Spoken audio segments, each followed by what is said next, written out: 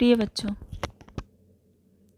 आज हम व्याकरण में मुहावरे पढ़ेंगे। मुहावरे और लोकोक्तियाँ दोनों। सबसे पहले मुहावरे की परिभाषा देख लेते हैं। जो वाक्यांश, वाक्यांश का अर्थ होता है वाक्य के अंश।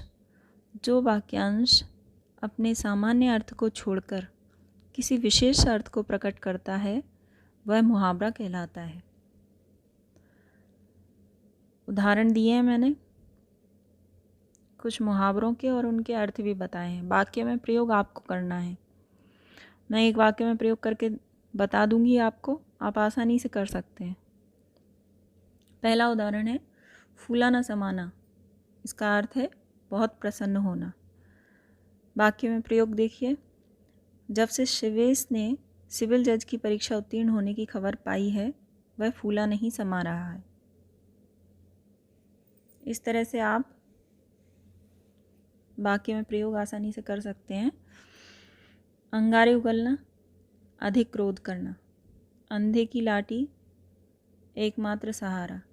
ये कुछ महत्वपूर्ण मुहावरे हैं जो परीक्षा में आ सकते हैं, पूछे जा सकते हैं। उनको ही मैंने आपको यहाँ बताया है और उनका अर्थ भी दिया है। वाक्य में प्रयोग आप स्वयं कर लीजिएगा। अंधों में काने राजा, मूर्खों के बीच अल्पज्ञ। अपना उल्लू सीधा करना, अपना स्वार्थ पूरा करना। अपना सा मुँह लेकर रह जाना, निराश हो जाना। अपने मुँह मियाँ मिट्ठू बनना, स्वयं अपनी प्रशंसा करना। आँख दिखाना, क्रोध प्रकट करना। आँखों का तारा, बहुत प्रिय। आकाश छूना, बहुत ऊंचा उठना। आकाश पाताल एक करना, बहुत अधिक परिश्रम करना। इतिश्री होना, समाप्त होना। जैसे श्री गणेश कहते हैं ना शुरुआत के लिए, वैसे ही इतिश्री समाप्ति के लिए कहा जाता है। इज्जत मिट्टी में मिलना, सम्मान नष्ट होना। उंगली उठाना, लांछन लगाना। 1 और 1 11 होना, संगठन में शक्ति होना। एक थैली के चट्टे बट्टे होना, सभी का एक सा होना। ओखली में सिर देना, जानबूझकर मुसीबत मोल लेना। कंगाली में आटा गीला होना, गरीबी में और अधिक हानि होना। कलेजा मुंह को आना, अत्यधिक दुखी होना। खरी खोटी सुनाना, बुरा भला कहना। खून पसीना एक करना, बहुत परिश्रम करना। गज भर की छाती होना, गौरव से भर जाना। गौरवान्वित महसूस करना। टेढ़ी खीर होना, कठिन काम करना। गगन के तारे तोड़ना, असंभव सा कार्य कर देना। तितर बितर होना, बिखर कर भाग जाना। दाल ना गलना, सफल ना होना। 9 2 11 होना, भाग जाना। ये बहुत ज़्यादा पूछा जाता है। मैदान मारना, सफल होना। माथे पर बल पड़ना, चिंता में होना। अक्ल का अंधा, मूर्ख। अंगूठा दिखाना, साफ इनकार करना। आपे से बाहर होना, अत्यधिक क्रोधित होना। आँखों में धूल झोंकना, धोखा देना। धोखा देना।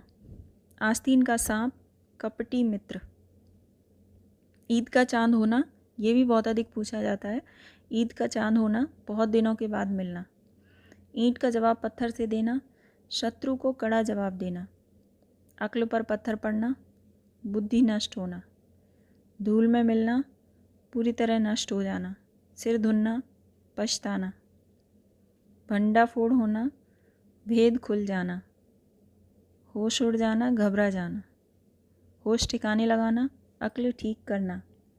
दांतों तले उंगली दबाना, आश्चर्य प्रकट करना। ईंट से ईंट बजाना, विनाश करना। कान कतरना, बहुत चतुर होना। कान भरना, चुगली करना। कान खड़े होना, चौकन्ना होना। ये तो मुहावरे थे। अब हम लोकोक्ति का अर्थ भी समझ लेते हैं और कुछ लोकोक्तियाँ जो परीक्षा में पूछी जा सकती हैं वो मैंने यहाँ पर अर्थ सहित आपको बताई हैं। लोकोक्ति, लोकोक्ति दो शब्दों से मिलकर बना होता है। अगर हम इसका विच्छेद कर देते हैं शब्द का तो हो जाएगा लोक और उक्ति। यानी लोक यानी जनता, जनमानस, जनमानस में प्रचलित उक्ति, उक्ति को कथन भी कह सकते हैं। जनमानस में प्रचलित उक्ति को लोकोक्ति कहते हैं। इसमें जीवन के यथार्थ और विस्तृत अनुभव का समावेश होता है। ये परिभाषा है, मैंने अलग से यहाँ लिखा नहीं है सभी में कि ये परिभाषा है, पर जो ऊपर से सबसे ऊपर जो मैंने 2-3 लाइनें लिखी हैं वो सभी की परिभाषाएं हैं। तो लोकोक्ति जनमानस में प्रचलित उक्ति होती है। इसमें जीवन के यथार्थ और विस्तृत अनुभव का समावेश होता है। कुछ लोकोक्तियों के उदाहरण यहाँ दिए हैं। आम के आम गुठली के दाम, अर्थात दोहरा लाभ होना। इसको हम वाक्य में प्रयोग करके देख लेते हैं, समझ लेते हैं। अपने अतिरिक्त समय में रीना टाइपिंग का काम करती है, जिससे उसे कुछ पैसे भी मिल जाते हैं और उसका अभ्यास भी हो जाता है। आम के आम और गुठलियों के दाम। एक बात ध्यान रखिएगा कि मुहावरे का प्रयोग वाक्यांश के रूप में होता है। वाक्य में कहीं भी हो सकता है, बीच में करते हैं, वाक्य के बीच में होता है अधिकतर। और ये जो लोकोक्तियाँ हैं इनका प्रयोग हमेशा वाक्य के अंत में होता है। कुछ और उदाहरण देख लीजिए। उल्टा चोर कोतवाल को डांटे, अपना दोष स्वीकार न कर दूसरे के ऊपर बिगड़ना। एक अनार 100 बीमार, चीज़ कम है और चाहने वाले अधिक। कहाँ राजा भोज और कहाँ गंगू तेली, दो असमान व्यक्तियों की तुलना। खुदा पहाड़ निकली चुईया, परिश्रम अधिक और लाभ कम। गुरु गुड़ ही रहे, चेले शक्कर हो गए। शिष्य का गुरु से अधिक विकसित होना, अधिक उन्नति करना। घर की हीर तो बाहर खीर, घर में संपन्नता और सम्मान है तो बाहर से भी यही मिलेगा। चमड़ी जाए पर दमड़ी न जाए, बहुत कंजूस होना। जल में रहकर मगर से बैर, समाज के शक्तिशाली लोगों से दुश्मनी करना। तेते पाँव पसारिए जेती लांबी सौर, ये बहुत प्रचलित है। सामर्थ्य के अनुसार ही खर्च करना चाहिए, जितनी हमारी क्षमता है उतना ही। दूर के ढोल सुहावने, यथार्थ ज्ञान के अभाव में किसी वस्तु के प्रति आकर्षण होना। यानी अर्थात हम जिस वस्तु के बारे में कुछ जानते नहीं, दूर से ही उसे देखकर उसके प्रति आकर्षित हो जाएं। नेकी कर दरिया में डाल, उपकार करके जताना नहीं चाहिए। बंदर क्या जाने अदरक का स्वाद, मूर्ख व्यक्ति गुणों का महत्व नहीं जानता। बेकार से बेगार भली, बैठने की अपेक्षा कुछ करते रहना अधिक अच्छा है। भागते भूत की लंगोटी सही, जो कुछ मिल जाए उसी में संतुष्टि। मन चंगा तो कटौती में गंगा, ये भी बहुत प्रचलित है।